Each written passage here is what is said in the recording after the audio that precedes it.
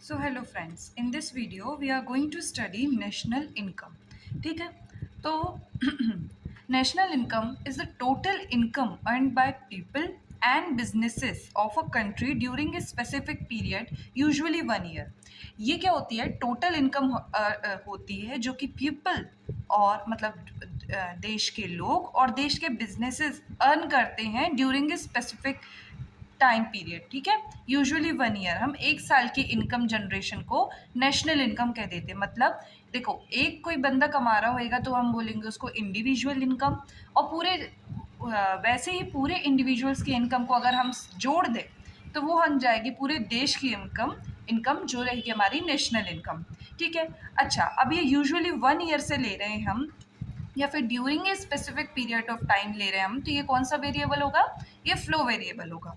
ठीक है, अब ये इसमें नेशनल इनकम में क्या इंक्लूड होएगा बताओ आप, कि कैसे कैसे हम इनकम कमा सकते हैं, किस किस फॉर्म में हम इनकम कमा सकते हैं। देखो, सबसे पहला तो अगर आप कोई सर्विस दे रहे हो तो आप वेजेस और सैलरीज कमा सकते हो। ठीक है, यदि आप किसी को सर्विस दे रहे हो। फिर अगर आप खुद ओनर हैं बिजनेस के तो आप प्रॉफिट कमा सकते हैं। अगर आपने अपनी ज़मीन को किराए से दिया है और आप ऐसे अर्निंग कर रहे हैं तो आप रेंट कमा सकते हैं। या फिर अगर आप कैपिटल अपना दे के, है ना, अपने पैसे लगा के, है ना, इन्वेस्टमेंट करके आप कमा रहे हैं तो आप इंटरेस्ट कमा रहे हैं।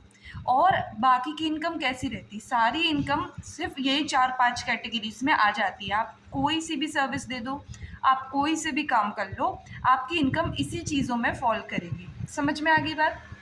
ये क्या है? सम ऑफ ऑल फैक्टर इनकम। अच्छा, फैक्टर इनकम वो इनकम होती है जो कि हमें फैक्टर ऑफ प्रोडक्शन के बदले मिलती है। अभी हम आगे वीडियो में देखेंगे कि फैक्टर ऑफ प्रोडक्शन क्या है, और उसी से हम factor income versus transfer income भी समझ लेंगे। ठीक है, तो it is the total value of goods and services in an economy. अब हमने क्या बोल दिया कि ये इनकम जनरेटेड जो है ये total value of goods and services है एक इकोनॉमी में। अब ये कैसा कनेक्शन बैठा है? देखो, जो आप काम करोगे, है ना, उससे या तो आप कोई सर्विस बनाओगे, ये सर्विस हो गई, या आप प्रोडक्ट बनाओगे, गुड बनाओगे। अब जैसे कोई फार्मर है ना, तो फार्मर अगर काम कर रहा है तो उसको क्या मिल रहे हैं? मान लो कि उसको प्रॉफिट्स मिल रहे हैं अपने। ठीक है, क्योंकि वो अपना खुद का काम कर रहा है। अब प्रॉफिट्स अगर फार्मर को मिल रहे हैं तो वो क्या बना रहा है? वीट बना रहा है। अब उसने वीट दिया किसी मिल वाले को, मिल वाले ने प्रोसेसिंग की और उसका आटा बना दिया। ठीक है, अब आटा बनाया तो एक और प्रोडक्ट मिल गया, हमें आटा बन गया। अब आटे को बेच के उसने प्रॉफिट कमा लिया। अब आटे को खरीद के हमने क्या यूज़ किया? अपनी वेजेस और सैलरीज यूज़ करी, मान लो जनरल हाउस होल्ड वालों ने, और उस आटे को खरीद दिया। तो देखो, ये आपको जो पैसा है ये आपको पूरा घूमते हुए नज़र नहीं आ रहा है क्या? है ना, और यही तो है total value of goods and services, कि जो बेटा आप कमाओगे वो आप खर्च भी तो करोगे। और इसी से कंसेप्ट आता है हमारा सर्कुलर फ्लो ऑफ इनकम का। ठीक है, सर्कुलर फ्लो ऑफ इनकम मतलब होता है, देखो, सर्कुलर मतलब एक गोल चक्कर में फ्लो हो रहा है किसका? इनकम का। अब कैसे हो रहा है, किसकी इनकम का हो रहा है, ये हमने पढ़ना है। तो continuous movement of money, money आप समझते हैं, और कंटिन्यूअस मूवमेंट हो रहा है उस मनी का और गुड्स एंड सर्विसेज का between house holds and firms. देखो, इकोनॉमी में 4 सेक्टर्स होते हैं: house hold, firm, foreign sector और गवर्नमेंट। इसके अलावा आप कोई सेक्टर बता दें तो बहुत अच्छी बात रहेगी, ऐसा होता नहीं है ना। तो देखो, 4 सेक्टर्स होते हैं, लेकिन हमारे सिलेबस के अनुसार हमें 2 सेक्टर्स पढ़ना है।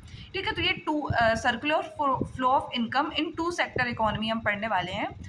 असल में इन रियल लाइफ इन चारों सेक्टर, अब आप देखो, आप हाउस होल्ड और फर्म के बीच में तो अभी आप देख लेंगे, क्या हमारी इकोनॉमी में गवर्नमेंट कोई काम नहीं करती? करती है। गवर्नमेंट हमारी इनकम को बढ़ाती है और घटाती है। अब कैसे? अब आप बोलेंगे कि हर कोई तो गवर्नमेंट एम्प्लॉय होता नहीं है। नहीं, हम लोग सभी लोग गवर्नमेंट से इंटरेक्ट करते हैं वियर टैक्सेस। देखो, गवर्नमेंट सिर्फ गवर्नमेंट एम्प्लॉय से टैक्सेस नहीं लेती, गवर्नमेंट सारी चीज सभी लोगों से टैक्सेस लेती है। ठीक है, तो अगर गवर्नमेंट ने टैक्सेस बढ़ा दिए मान लो, तो आपकी इनकम कम हो जाएगी कि नहीं? हो जाएगी। गवर्नमेंट ने टैक्सेस कम कर दिए तो आपकी इनकम बढ़ जाएगी। मान लो पहले आपको भी 20,000 मिल रहे थे, अभी भी मिल रहे हैं, लेकिन पहले आपका 2,000 टैक्स में चले जाते थे तो आपके पास 18,000 बचते थे खर्च करने के लिए, और यही जो खर्च करने के लिए बचते हैं ना, जब हम टैक्स को डिडक्ट कर लेते हैं अपनी इनकम से, तो हम उसे कहते हैं डिस्पोजेबल इनकम।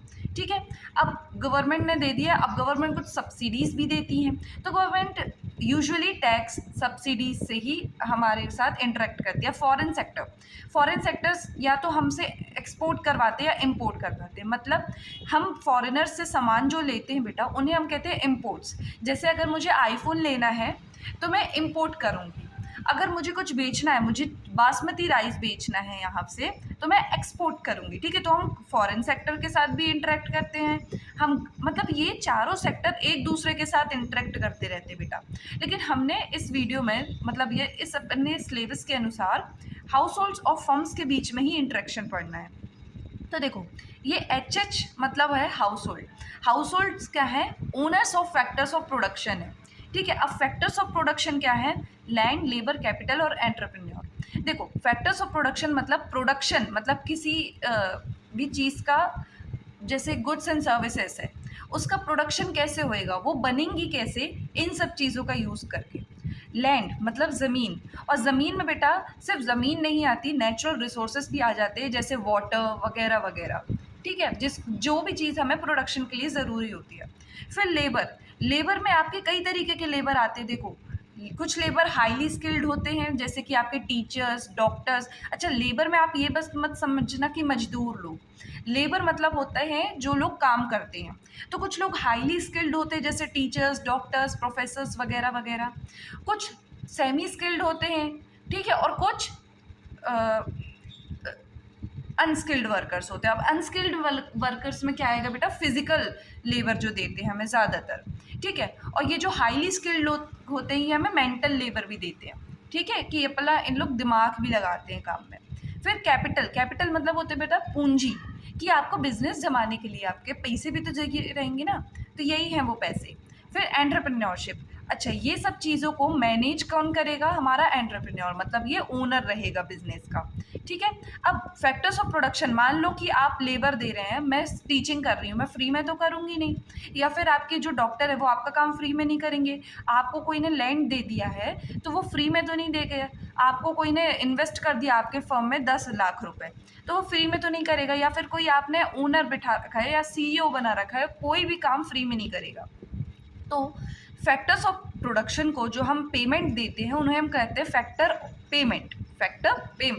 तो ये फैक्टर पेमेंट वो पेमेंट होती है जो फैक्टर्स ऑफ प्रोडक्शन लेते हैं in exchange of their services.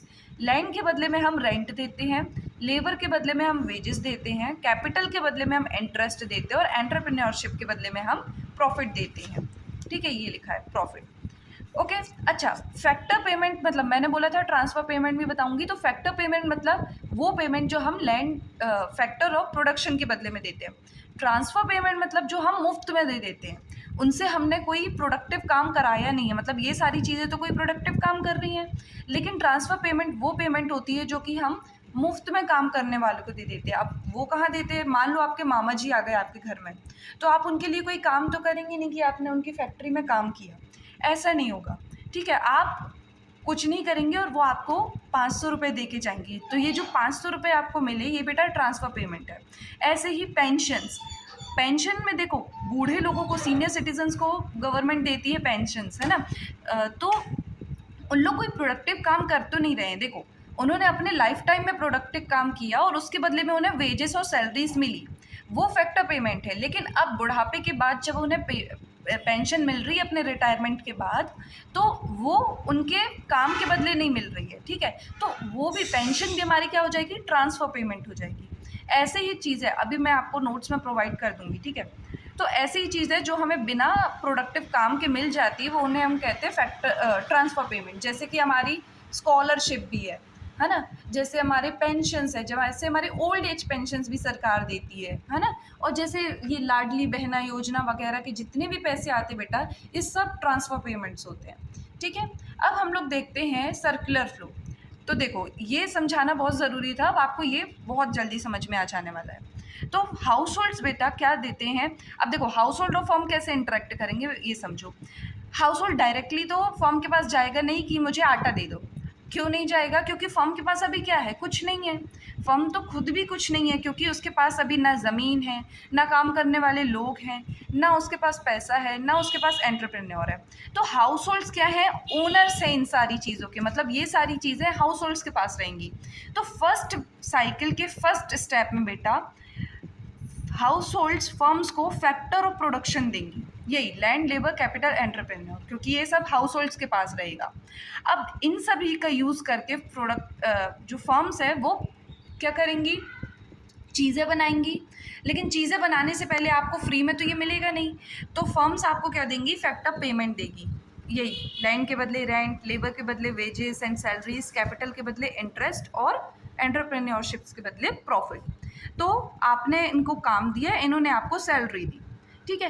अब इस सैलरी से ये जो प्रोडक्ट बन गया है यहाँ पे, है ना, तो आप क्या करोगे, इनका प्रोडक्ट लेने चले जाओगे अपने पैसों से, तो ये कंजम्पशन एक्सपेंडिचर करोगे आप, मतलब आप चीज़ें में खर्चा करोगे, खाने में खर्चा करोगे, इतना समझ लो फ्री सिंपल लैंग्वेज में। तो और बदले में इन लोग क्या देंगे आपको, अब पैसे मिल गए तो उन लोग आपको गुड्स एंड सर्विसेज देंगे, ठीक है। और यहाँ हम सिर्फ गुड्स की बात नहीं करते बेटा, हम सर्विसेज की भी बात करते हैं। जैसे टीचिंग एक सर्विस है, डॉक्टर जो आपको डॉक्टर सर्विस प्रोवाइड कर रहा है वो भी एक सर्विस है, ठीक है। तो यहाँ दो तरीके के फ्लो आते हैं, एक रियल फ्लो जिसमें रियल चीज़ों का फ्लो हो रहा है, जैसे फैक्टर ऑफ प्रोडक्शन का, गुड्स एंड सर्विसेज का, और एक मनी फ्लो जिसमें पैसों का फ्लो हो रहा है, जैसे फैक्टर पेमेंट का और कंजम्पशन एक्सपेंडिचर का। इसमें पैसे यूज़ हो रहे हैं और इसमें रियल चीज़ें यूज़ हो रही हैं, ठीक है। तो तीन फेजेस है देखो, प्रोडक्शन फेज, सबसे पहले आपने दिया और यहाँ प्रोडक्शन चालू हुआ। फिर डिस्ट्रीब्यूशन फेज, यहाँ पे इन्होंने आपको पैसे दे दिए तो मतलब पैसों का डिस्ट्रीब्यूशन हो गया। फिर कंजम्पशन एक्सपेंडिचर फेज, कंजम्पशन या फिर एक्सपेंडिचर फेज जिसमें इन लोगों ने जो पैसे कमाए वो एक्सपेंडिचर के तौर पे उड़ा दिए। तो यही तो है बेटा सर्कुलर फ्लो ऑफ इनकम, मतलब कि यहाँ पे देखो इनकम का जनरेशन हुआ, फिर इनकम का डिस्ट्रीब्यूशन हुआ, फिर इनकम का कंजम्पशन हो गया, एक्सपेंडिचर कर लिया हमने इनकम से। ये तीन फेजेस है, आप प्रोडक्शन या फिर इसको जनरेशन फेज भी बोल सकते हैं। तो ये income generation phase, income distribution phase और इनकम एक्सपेंडिचर फेज, ठीक है। अब इम्पॉर्टेंट क्यों है, सब समझने के बाद हमने समझना है इम्पॉर्टेंट क्यों है। ये बताएगा आपको कि आपके जो है इनकम, हम इकोनॉमिक लिटरेचर में, इकोनॉमी लिटरेचर में वाई से डिनोट करते हैं इनकम को। How income is generated, income कैसे जनरेट हो रही है और कैसे स्पेंड हो रही है इकोनॉमी में।